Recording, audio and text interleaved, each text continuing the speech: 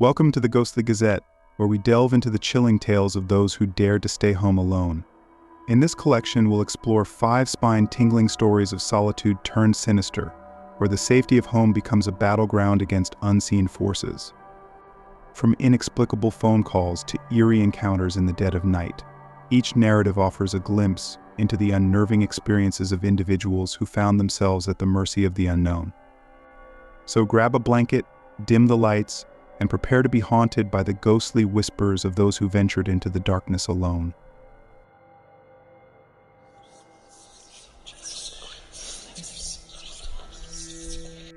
I was home from university for the summer. My parents went out of state for a couple of weeks and my siblings were at various friends' houses. I agreed to stay home and watch after my parents' pets, a beagle and a calico cat. The upstairs of their house was mostly glass, making for a beautiful view out toward a pine forest during the day, but as dark as it got, at night the windows became like mirrors, reflecting the interior of the house. As my parents lived in the middle of absolutely nowhere, they did not have cable television. They barely had over-the-air stations. As such, the television was off and I was piping some shoegaze through the house for entertainment. I sat in the main, upstairs room, reading a book, Gorgon Child by Stephen Barnes. It was a relaxing evening. Until, that is, I heard a low growling sound, coming from the kitchen/dining area situated directly behind the couch in which I was seated. Thinking that the growl was uncharacteristic for my parents' beagle, I looked up from my book into the window, hoping to catch a reflection of the dog and perhaps what the dog was growling at. Instead, in the window, I saw a reflection of what appeared to be a large wolf behind me. Absolutely terrified, I spun around to either fight or flight, to find absolutely nothing at all. No wolf, nothing that could have been mistaken as a wolf. Not even the beagle. The kitchen was completely devoid of any movement. For the rest of the evening, there was no more growling and no more ghost wolves. I thought little of the incident until my parents returned from their trip.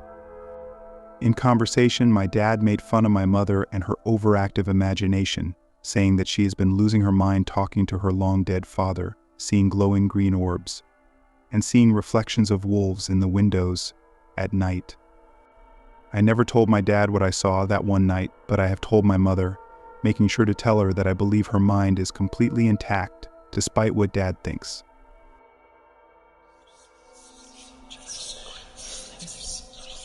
Me and my sis were just chilling downstairs, watching some movie, when her phone suddenly starts ringing. She checks it out and sees my number flashing on the screen. Problem is, my phone was upstairs plugged into its charger. It gave us this weird, uneasy feeling, like something wasn't right. So she picks up the call, expecting to hear my voice or something, but there's nada. Just dead silence on the other end. It was super odd, like the quiet itself was trying to tell us something. That's when we started getting spooked. What if someone was messing with us? What if there was some stranger lurking around upstairs, pulling some creepy prank on us? The thought sent shivers down our spines. Even after the call ended, the whole vibe in the house felt off, like we couldn't shake the feeling that someone or something was watching us. It turned our cozy hangout into a full-on mystery, and we were stuck in the middle of it, trying to figure out what the heck was going on.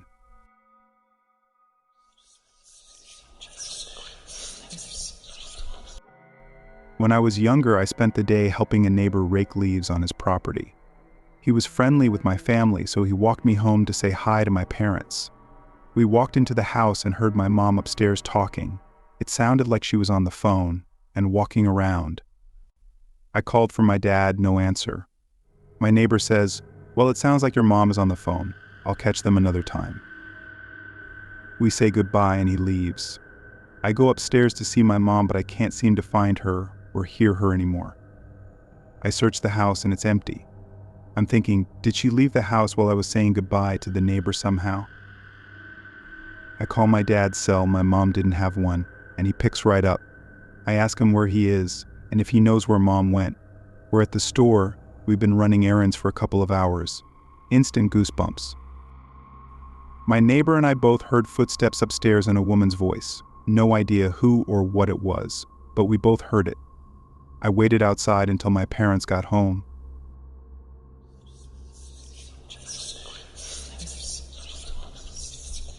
Years ago, my parents had their garage converted into an extra large bedroom. It's full of junk now, and this was where we all played games. I was about 10, and it was only the second or third time I had been left alone in the house, while my siblings were all away for one reason or another. They really went all out with the extra bedroom and actually replaced the garage door with a wall, window, and traditional front door you'd find on any house, complete with bolt and doorknob locks. Naturally, I was up all night playing on our PlayStation 2 in there, having a blast. I don't know how late, but pretty late into it, I suddenly started hearing someone tapping on the window. Well, I didn't realize it was a sound not produced by my game for a full minute or so, and the sound, like someone drumming their fingers 1, 2, 3, 4, 1, 2, 3, 4, really quickly, kept going without stopping. I finally really noticed it when the doorknob rattled and the sound moved to the door, which made it louder. I freaked right the hell out and snuck to the door to double-check the locks. They were both unlocked, but the door tended to jam and act like it was locked, unless you put a lot of effort into it. I locked both locks, loudly, so the person would know they definitely couldn't get in, but I just heard a gruff older man laugh, and the sound got louder. Then he moved back to the window and called in, "Let me in, love. I'm cold and hungry. Don't you want to be nice to your neighbor?" I turned out the light, ran to my room, and hid in the pitch dark under my blanket until my parents got home a few hours later from their anniversary date. I never told them because I was young enough to care more about getting in trouble, because I stayed up past my bedtime.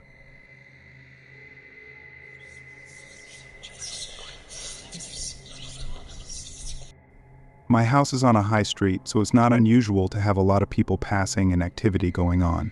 Earlier that day, I had answered the front door for a delivery, unlocking it to do so, then got on with whatever I was doing after that. Much later in the day, as it was getting dark, I was upstairs in my bed watching Netflix when I heard the front door open. I assumed it was my mom coming home from work because it was around the right time. Spoiler alert, wasn't Mom. The first thing that tipped me off to something being strange was the fact I couldn't hear her keys. She has a ridiculous amount of keys that you can hear a mile off, and she's always struggling with them. Then I didn't hear her opening the door to the living room as she would usually do. Then the third thing that made me just freeze was the sound of footsteps very slowly and carefully coming up the stairs, heavy-sounding footsteps that very obviously didn't belong to my relatively small mom. So I was lying in my bed, learning the meaning of being paralyzed with fear, when a big man's head appeared around my door. I can only assume he was as shocked to see me as I was to see him, because the next thing I heard was, "Sorry, wrong house," before he hauled himself down the stairs a damn sight quicker than he came in. As we come to the end of our trip through the Ghostly Gazette, we've listened in on 5 eerie tales of folks chilling at home all by themselves.